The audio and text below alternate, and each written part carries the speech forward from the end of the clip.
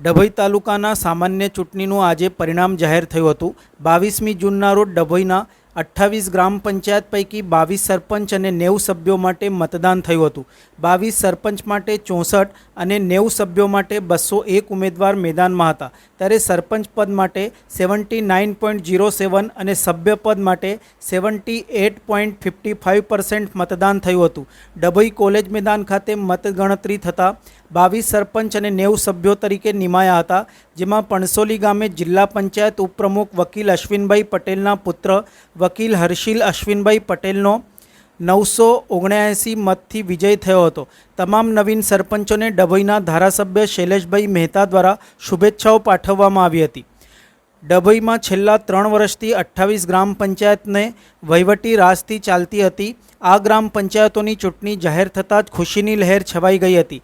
ત્યારે ડભોઈ ખાતે ફોર્મ ભરાયા ત્યારે 5 સરપંચ બિનહરીફ થયા હતા, જ્યારે એક ગ્રામ પંચાયતમાં સરપંચ માટે કે સભ્ય માટે ફોર્મ ભરાયા ન હતા, જેથી 22 સરપંચ અને 90 સભ્યો માટે તારીખ 22મી જૂનના રોજ મતદાન થયું હતું, જેમાં સરપંચ પદ માટે 79.07 અને સભ્ય પદ માટે 78.55% મતદાન નોંધાયું હતું, જેનું પરિણામ આજે જાહેર થતાં જ વહેલી સવારથી કોલેજ સામે મોટી સંખ્યામાં પોતાના ઉમેદવારોના સરપંચ બનાવવાની રાહ જોઈને ટેકેદારો રાહ જોઈ રહ્યા હતા।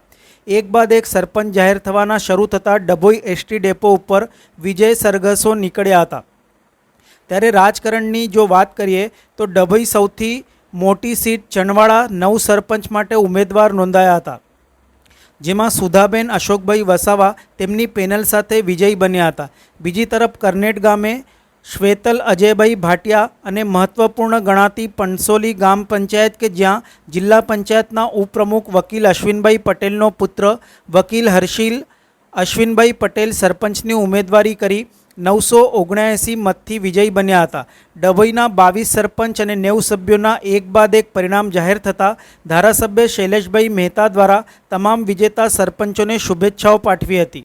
ગ્રામ પંચાયતોને ચૂંટણીના પરિણામો આજે આવી રહ્યા છે। અત્યાર સુધીમાં ડભોઈ તાલુકામાં જે પરિણામો આવ્યા છે, તમામ પરિણામો ભારતીય જનતા પક્ષના ઠેકેદાર સરપંચો અને ગ્રામ પંચાયતના સભ્યો ચૂંટાયા છે।